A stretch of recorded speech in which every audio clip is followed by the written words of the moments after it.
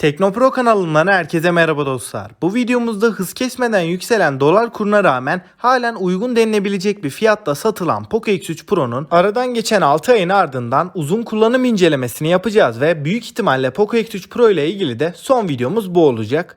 Dostlar, videomuza geçmeden önce kanalımızı izleyen sizlerin %95'i kanalımıza abone değil. Eğer bana destek vermek isterseniz alt taraftan kanalımıza abone olup yeni videolarımızdan haberdar olmak için de bildirimleri açmayı unutmayın.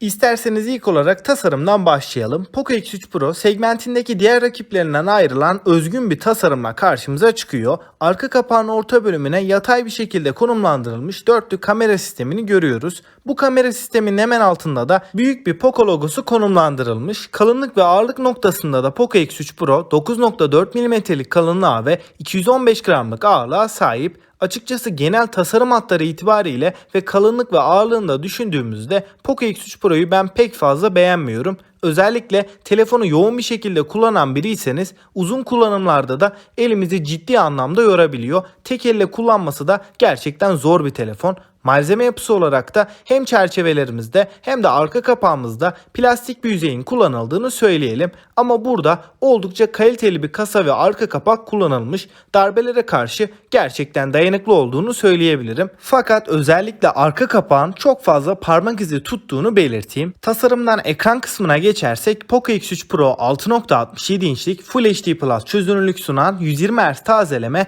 bunun yanında 240 Hz dokunma hassasiyetini destekleyen IPS LCD bir panelle geliyor. Bu ekran genel deneyim açısından beni kesinlikle üzmedi. Gerek renklerin canlılığı gerekse ekranın tepkiselliği noktasında oldukça iyi olduğunu söyleyebilirim. Fakat parlaklık konusunda özellikle de dışarıda güneş ışığı altında telefonu kullandığımızda kesinlikle ekranı görme konusunda problem yaşıyoruz. Çünkü parlaklık değerimiz 450 nit gibi düşük bir seviyede. Eğer telefonla dışarıda çok fazla vakit geçiriyorsanız X3 Pro sizin için mantıklı olmayabilir. Bunun yanında özellikle telefondan çok fazla dizi film izliyorsanız da ekranımızın IPS panelli olması ve DCI-P3 renk uzayını desteklememesi, bunun yanında HDR desteğinin de cihazımızda olmamasından dolayı içerik tüketmek için çok keyifli bir ekranın olduğunu söyleyemem ama bunun haricinde ekran yönünde üst düzey beklentileriniz yoksa yine de bu ekran sizi memnun edecektir. Şimdi cihazımızın kamera kısmına değinirsek Poco X3 Pro'da arkada dörtlü bir kamera sistemini görüyoruz.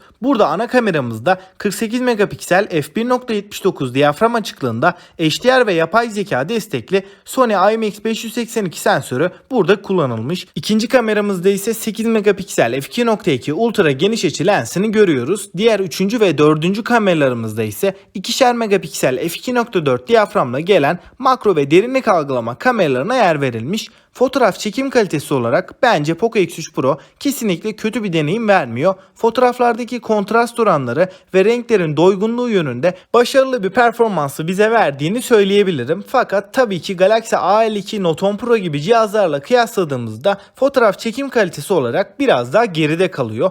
Video çekim performansında ise Poco X3 Pro 4K'da 30 FPS'te ve 1080p Full HD'de 60 FPS'te videolar çekebiliyoruz ve bu videolarda da ACE desteğiyle birlikte videoları çekerken elimizdeki titremeleri minimum seviyeye indirgeyerek kaliteli videolar çektiğimizi belirteyim. Ben video konusunda Redmi Note 10 Pro'dan bile daha başarılı olduğunu düşünüyorum. Yani video performansı olarak X3 Pro'nun fiyatına oranla ideal bir deneyim sunduğunu söyleyebilirim. Dostlar, eğer telefonda birinci önceliğiniz kamera performansı değilse Poco X3 Pro'nun sunmuş olduğu genel kamera deneyimi sizi memnun edecektir. Şimdi kameradan cihazın en iddialı olduğu alana, yani Yonga setine geçersek, burada çoğumuzun bildiği gibi Snapdragon'un amiral gemisi serisi Snapdragon 860 işlemcisi bizleri karşılıyor. Bu işlemci oyunlarda şu anda bize bir amiral gemisi cihaz neler sunabiliyorsa aynı performansı rahatlıkla veriyor. 6 aylık süre zarfında özellikle oyunlarda ne bir takılma ne bir FPS düşüşü veya ısınmaya bağlı bir performans kaybı yaşamadık. PUBG'de neredeyse tüm grafik ayarlarında 60 FPS'te oynatabiliyor.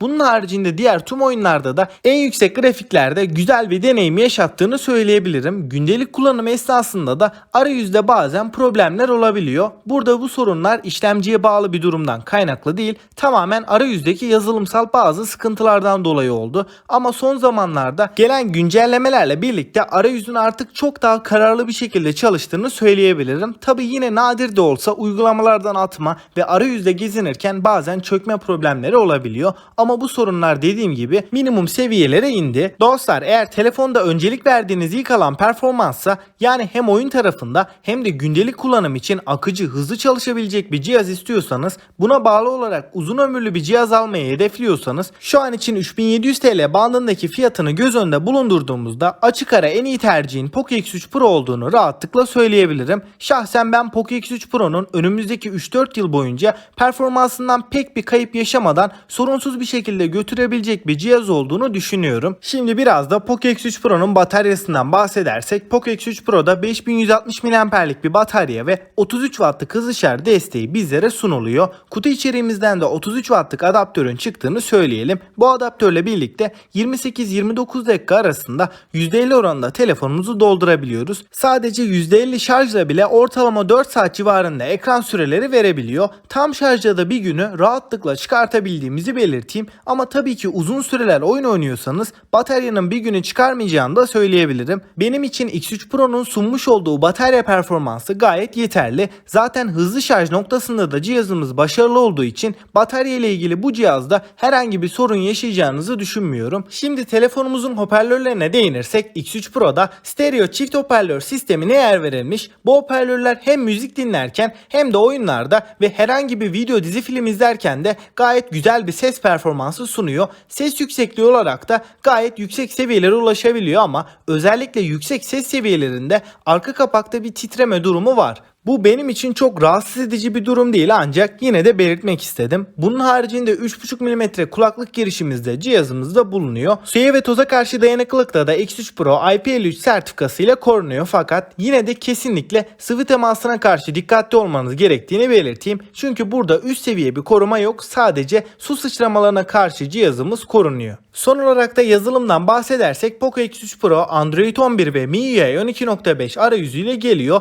Son gelen ufak güncellemelerle birlikte de arayüz daha akıcı hale geldi ve gündelik kullanımdaki ısınma problemi de ortadan kalktı diyebilirim. Bunun yanında bataryada ara sıra birden %3'lük %5'lik pil kayıpları olabiliyordu. Bu sorunlar da giderilmiş durumda. Umarım ilerleyen zamanlarda da MIUI arayüzü daha optimize bir hale gelir. Çünkü halen ufak tefek de olsa eksiklikler bulunuyor. Dostlar, şimdi genel bir değerlendirme yaparsak Poco X3 Pro performans konusunda kesinlikle rakipsiz bir cihaz. 6 aylık kullanım zarfında batarya açısından da herhangi bir kayıp olmadı. Pil sağlığı yönünden de halen iyi olduğunu söyleyebilirim. Sunmuş olduğu genel pakete baktığımızda dolar kurundan dolayı gelen zamlara rağmen halen şu anki fiyatını kesinlikle hak ettiğini belirteyim. Ben halen Poco X3 Pro'nun rahatlıkla tercih edilebileceğini düşünüyorum. Peki dostlar, sizler Poco X3 Pro hakkında neler düşünüyorsunuz? Bu fiyatlara Poco X3 Pro mu, yoksa biraz daha üstüne koyup Mi 11 Lite, Note 10 Pro gibi cihazlar mı tercih edilmeli? Benimle görüşlerinizi yorumlar kısmında paylaşmayı